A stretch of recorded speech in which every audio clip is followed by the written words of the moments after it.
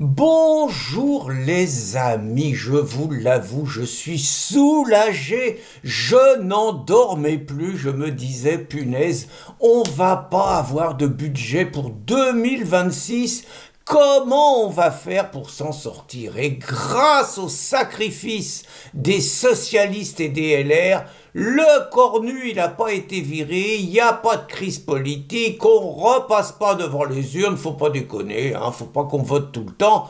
Et donc le budget, il se met en place, il va y avoir 70 jours de discussion parlementaire. Alors il y avait déjà eu 70 jours de discussion parlementaire avec Barnier. Il y a eu les discussions parlementaires sur le budget avec Bayrou.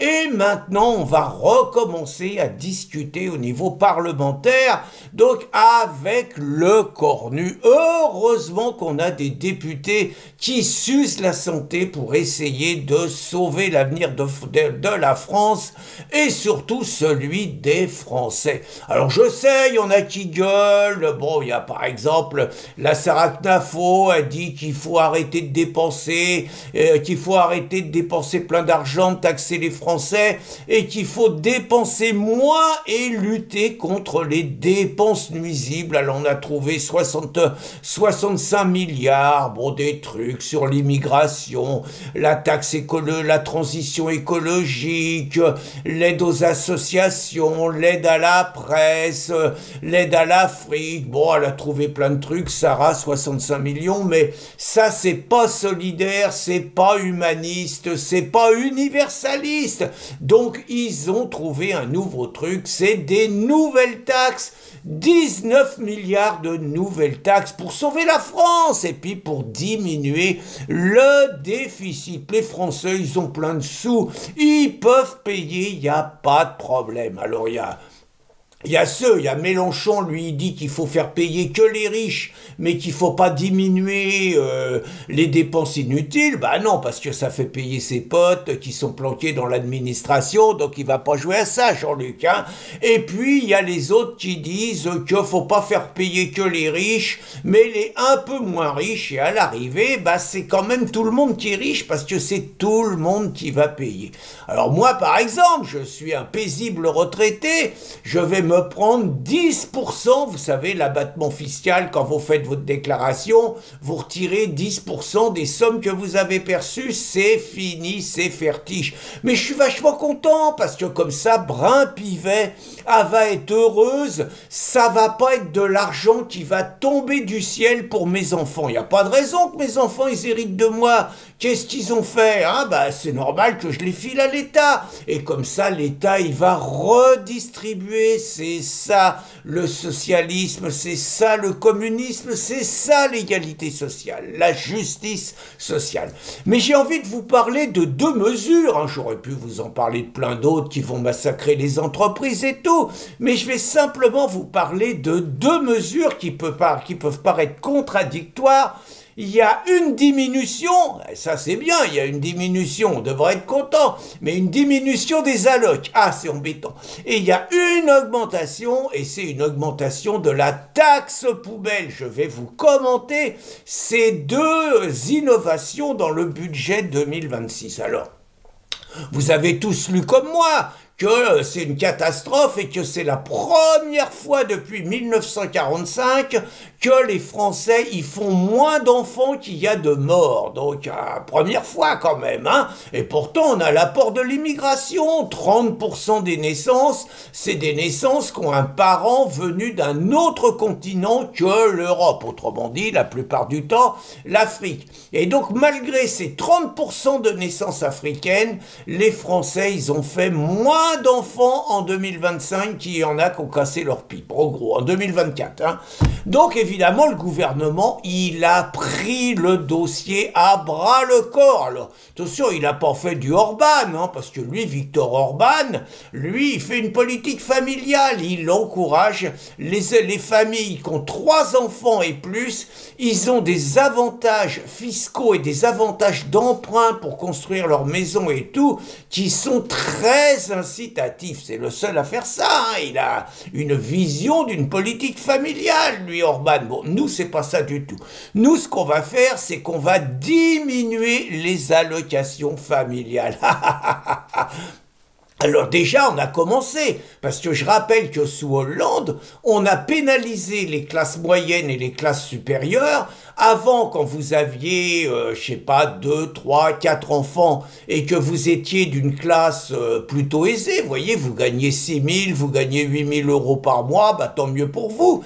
Vous aviez un bénéfice plus important de la réduction des parts, c'est-à-dire si vous aviez 4 enfants, bah vous aviez, je sais pas, je vais dire 5 parts, et les 5 parts, eh ben c'est clair que ça vous faisait diminuer l'assiette de l'impôt de manière spectaculaire. Et ben, Hollande, qui est pour taxer les riches, il a décidé de plafonner cette réduction. Pour vous dire n'importe quoi, auparavant, avec 4 gosses et 8 000 euros par mois, ça pouvait vous faire, je sais pas, 15 000 euros de diminution d'impôt, je donne un chiffre comme ça. Et ben avec Hollande, ça faisait plus que 5 000 euros. Je donne des chiffres, hein, je les ai pas approfondis, mais pour que vous compreniez bien. Et bien évidemment, ça frappait que les Français des classes moyennes et supérieures, et pendant ce temps-là, les allocations familiales continuaient avec le système qu'il y a à avantager les familles nombreuses, on va dire, qui ne travaillent pas, qui sont plutôt dans une situation sociale moins avantageuse. Autrement dit, la plupart du temps, ceux qui font beaucoup d'enfants en ayant peu de revenus, ce sont les immigrés et les musulmans. J'ai dit la plupart du temps, pas tout le temps, et c'était donc eux les principaux gagnants de la mesure. Alors là, ils n'ont pas fait ça, mais ils ont décidé, quand vous touchez des allocations familiales, normalement, elles sont revalorisées quand votre enfant a 14 ans, parce qu'on estime qu'à 14 ans, il y a des frais nouveaux, vous rentrez au lycée, tout ça, et que c'est des frais supérieurs à ce que vous avez avant les 14 ans. Eh ben, c'est terminé, ça va passer à 18 ans, et ça va faire gagner 200 millions d'économies. Donc, 200 millions d'économies pour le régime. Bon, ça va peut-être faire 2500 euros d'impôts pour certains foyers et tout, mais les Français, ils ont les moyens, puis il faut sauver la France. Et ça va leur donner vachement envie, une mesure comme ça, de faire encore plus d'enfants en 2025 et en 2026. Donc, super mesure. Et l'autre, alors là, c'est une augmentation de la taxe des ordures ménagères. Alors, je sais que vous faites partie des gens qui vont poser des questions bêtes, qui vont dire « mais je comprends pas, avant on mettait tout dans la même poubelle et tout, et puis il y avait des chaînes de tri, et ça marchait très bien et ça coûtait pas cher. Maintenant on nous fait bosser, alors en fonction des régions, il y a 2 poubelles, il y a 3 poubelles, il y a 4 poubelles, c'est un vrai parcours du combattant, et plus on bosse et plus on trie nos déchets, donc normalement plus on facilite le boulot des industries d'ordures ménagères, et plus on paye cher. Alors les gens ils comprennent pas, et d'autant plus qu'on on fait vachement attention, parce que maintenant, je vous avais fait une vidéo là-dessus, vous avez des commissaires politiques écolos qui passent chez vous et qui se permettent d'ouvrir vos poubelles pour voir si vous n'avez pas fait un mauvais tri. Et ils sont sympas, hein, les mecs, parce que première fois, ils vous mettent pas d'amende. Hein. Première fois, c'est un avertissement, carton jaune. Hein. Mais la deuxième fois, vous prenez 35 euros d'amende. Ah oui, il faut vous apprendre. C'est comme les mecs en bagnole. Plus on leur tape dessus, moins ils roulent vite. Là, c'est pareil. Plus ils doivent faire attention. Et donc, là, ce qui va se passer, sachant que l'objectif, c'est 0 déchet. Donc, comme l'objectif, c'est 0 déchet, le moyen d'arriver à 0 déchet, c'est de matraquer fiscalement les salopards qui osent encore mettre des déchets dans déchets dans leur poubelle, quoi. Des salauds, des mauvais citoyens, des fossoyeurs de la planète. Et donc, dans certains endroits, ils vous expliquent que vous ne devez mettre votre poubelle qu'une fois toutes les 3 semaines. Une fois toutes les 3 semaines. Et si par contre, vous la mettez, donc vous avez un quota de poids d'ordures. Et si malgré tout, vous la mettez un peu plus, alors là, le supplément, il est lourdement taxé. Et c'est donc dans cet esprit qui nous ont fait le coup d'une augmentation spectaculaire de la TGAP. Vous vous demandez ce que c'est que la TGAP? C'est la taxe générale sur les activités polluantes.